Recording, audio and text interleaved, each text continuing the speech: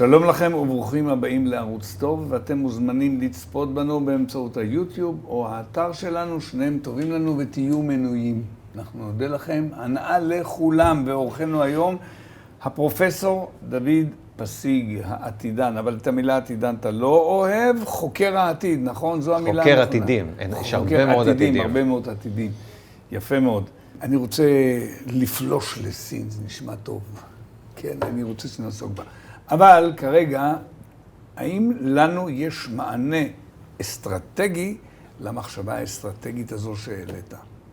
כי היא נראית לי וואו. לדעתי, אין לנו.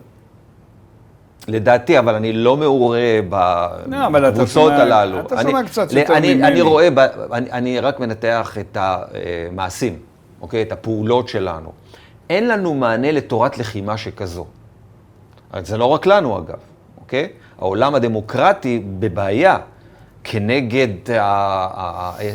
תורת הלחימה הזו. אני כרגע רוצה להתעסק בנו, כי דבריך מרגשים אותי באשר אלינו, ולכן אני שואל אם לנו אין.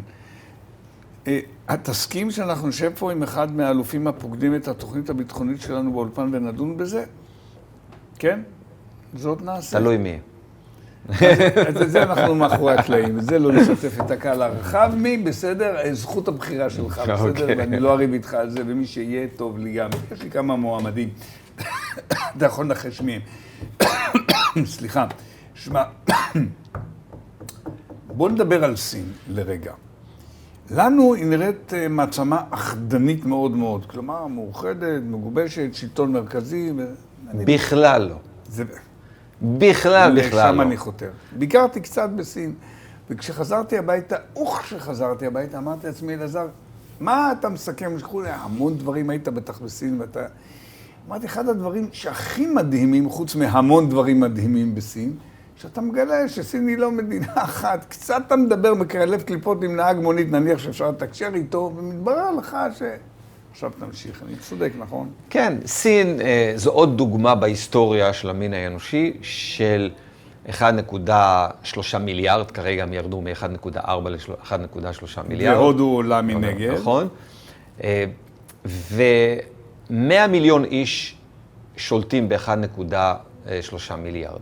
אותם 100 מיליון זה חברי המפלגה הקומוניסטית. יש 100 מיליון חברים במפלגה הסינית, הקומוניסטית? נכון. הם למעשה, הם מחזיקים את העסק, כאשר בשורה התחתונה, זה מפלגה שהשתלטה על מדינה, על המשאבים שלה, על הכל. וכל זכות הקיום שלה זה להמשיך לשלוט, על מנת לספק לאותם 100 מיליון איש, את הצרכים הטובים שהם מחפשים. הפריבילגיים, זו מילה נכון, שיפה להשתמש. אוקיי? כן, נו. אוקיי, אגב, זה אותו דבר רוסיה.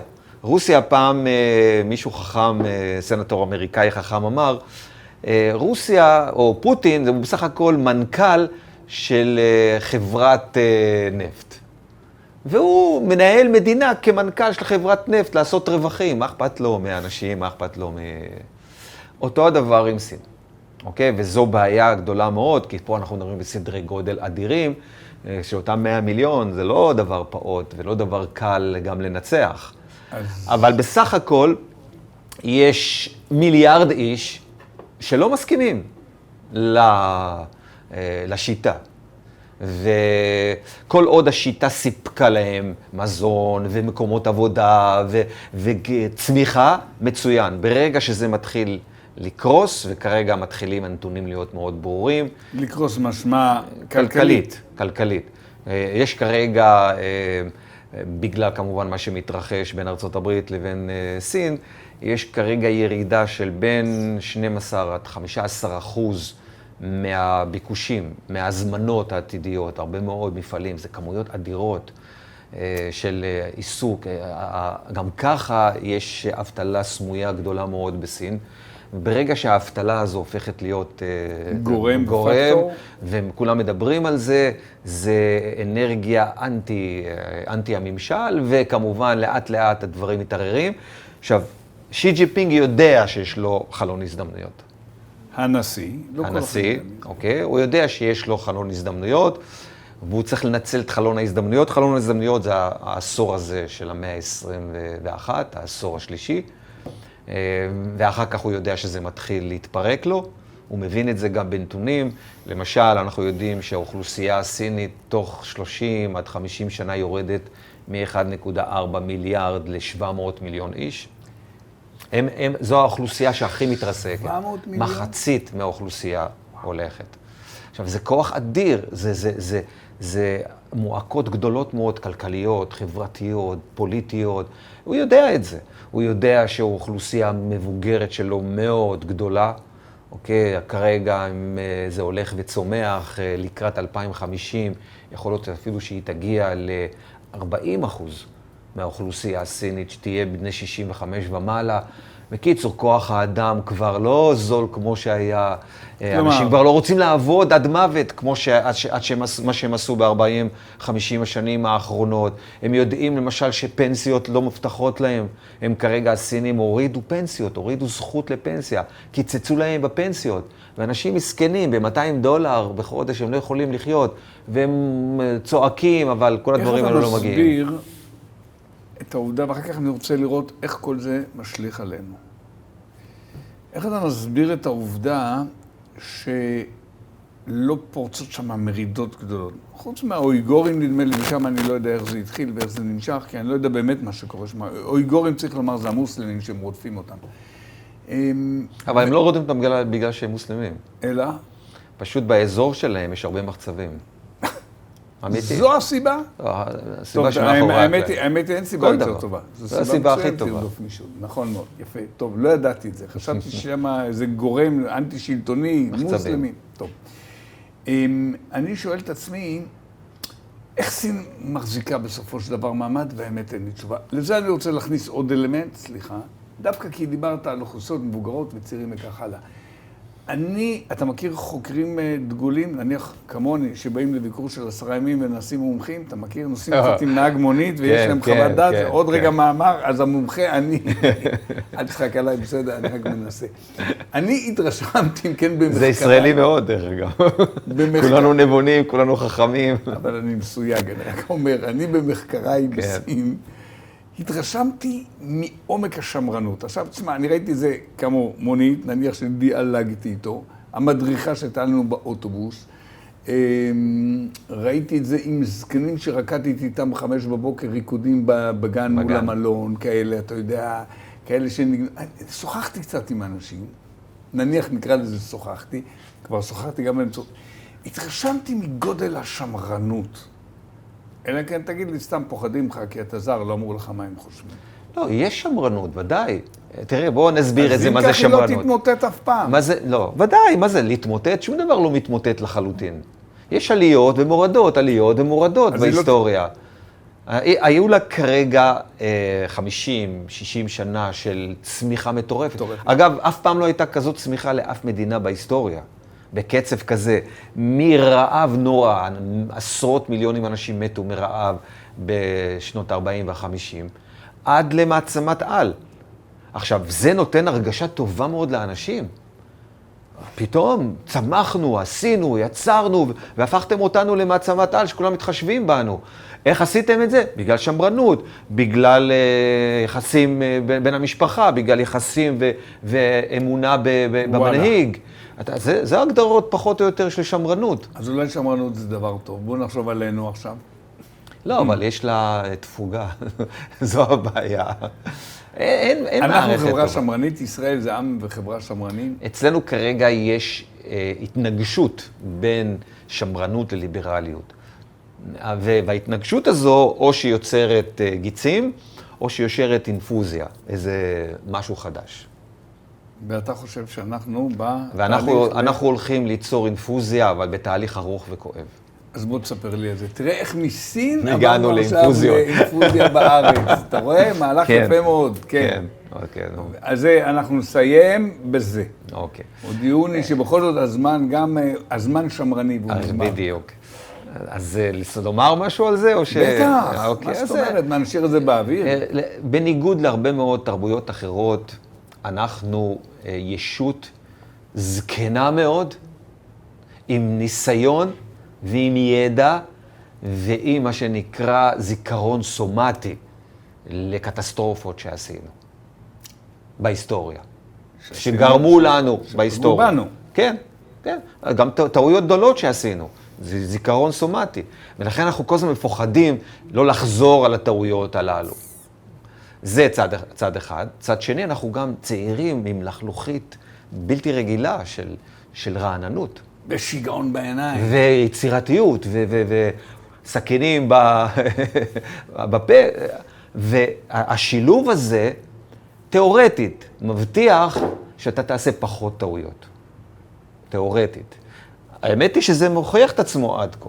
במקומות אחרים בעולם, תהליכים כאלה שעוברים עלינו, והרבה מאוד ישויות עברו תהליכים דומים.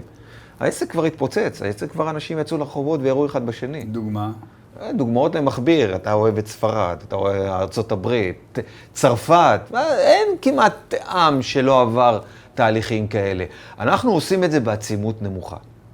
את ההתנגחות. את ההתנגחות הזאת. הלאומית הפנימית. נכון. ועם הרבה מלל קשה. אנחנו, מה שנקרא, בומבסטים, אנחנו טובים במילים.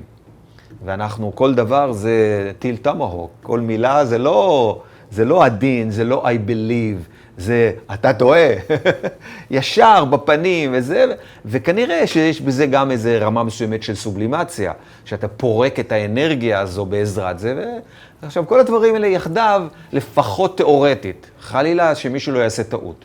אוקיי? ובאמת יצא לרחוב עם מכונת ירייה וגמרת. אוקיי? זה יכול להיות אחד. לא הרבה מזה. כלומר, מה שאתה אומר, שבעצם כדרכך בקודש צריך לומר, שוב אתה אופטימיסט, כמעט הייתי אומר בלתי נלאה, ואתה רואה ברכה בעצם בתהליך עכשיו, כי הוא תהליך ברור עמדות, חידוד העפרונות. אני חושב שאני הכי מבסוט מהתהליך שמתרחש כרגע. אתה בדן שפטן, שתדע. אוקיי, יכול להיות, אבל אני מנסה להבין את המנגנונים שיוצרים את זה, והמנגנונים הם טובים. זה בירור עמוק מאוד של מה זה בכלל מדינה יהודית דמוקרטית. הרי אף פעם קודם כל לא הייתה לנו מדינה, תמיד זה היה רשויות כאלה של מלכים. זה אנשים מסרבים להבין, מדברים אנכרוניזם, נכון? כן, ויש חלקים מאיתנו שעדיין יש להם תפיסת עולם של יהדות של 2000 שנה, שהיא לא היה לה קרקע ולא היה לה משילות ולא היה לה ריבונות. הדבר הכי חשוב בעצם שמייחד את התקופה הזו, הריבונות. זה הריבונות שעברה אל העם. היא לא אצל הרב, והיא לא אצל המלך, והיא לא אצל הכהן. זה משהו אחר לחלוטין. והריבונות הזו שתמיד עברה לאורך ההיסטוריה בקשרי שאירים, יצרה לנו קטסטרופות, קשרי השאירים הללו. אנחנו נמצאים בשלב חדש מאוד בהיסטוריה של העם היהודי. זה תהליך שלוקח בדרך כלל בהיסטוריה בין 200 ל-300 שנה. 200, 300 כן, שנים? כן, יש לזמן. אנחנו עוברים את זה ב-70 שנים ככה? לא, אנחנו רק התחלנו לעבור. עד עכשיו, קודם כל בנינו בית. עכשיו אנחנו מתחילים לברר. ייקח לנו עוד 100 שנה בירור. אבל ה-70 שנה זה רק של המדינה. אנחנו מדברים מהקמת הציונות. אתה אומר שאנחנו בפתח תהליך שמשכו 100 שנים? כן. משמע, לא אני ולא אתה נראה את סיומו? בטח שלא, מי אנחנו? אנחנו רק, הבעיה שלנו היא, זה שנכנסנו למוד של משיח עכשיו, שלום עכשיו. הכל עכשיו. הכל עכשיו. עכשוויזם, תהליכים ארוכים, סבלנות, הלו. לקח לנו 2000 שנה להגיע לזה. ובנינו נרטיבים, ובנינו הגות בעמל רב, ועכשיו היא צריכה להשתנות, ההגות הזאת. גם, מה זה בכלל מדינה שהיא יהודית? מה, הלכה? מה, נעשה שמיטה, נעשה יובל עכשיו? בתפיסת עולם הלכתית, זה לא ילך. יש כאלה שיגידו לך כן? כן, זו בדיוק הסוגיה. יש כאלה אומרים, כן, בוא ננסה את זה. יש כאלה אומרים, איך תנסה את זה? אין לזה שום סיכוי שזה ישרוד, הדבר הזה. צריך להכניס ערכים ליברליים.